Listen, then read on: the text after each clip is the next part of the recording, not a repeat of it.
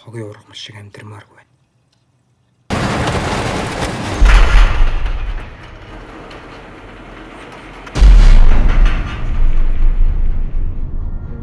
Хэрвээ би хүмүүст жишээ нь чамд хүссэн зүйлээ ч өгч чадахгүй бол яах вэ гэж айдаг.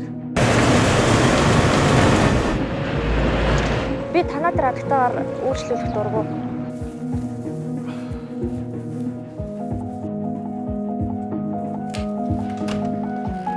Чи анхны харийнхаа талаар надад хязгаарч ярьж байгаагүй юм байна.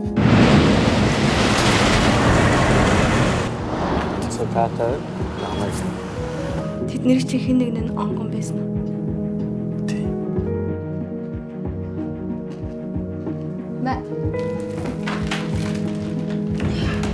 Чамд ч миний хийсэн бүх юм л буруу санагддаг байх.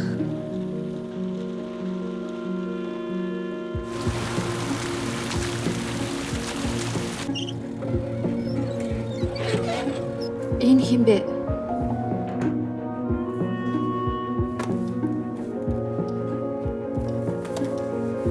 Сүүлийн үед цолмонтой дандаа л муудалцдаг болчихлоо.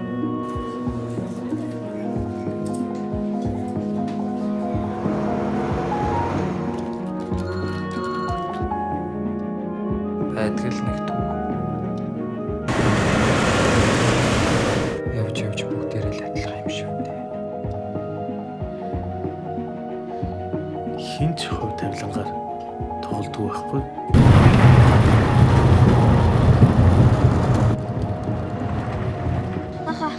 Би энэ дээр сууж болох уу? Аз жаргал гэдгийг юу байдгийг мэдэхгүй хүмүүс яаж жаргалтай байх юм бэ?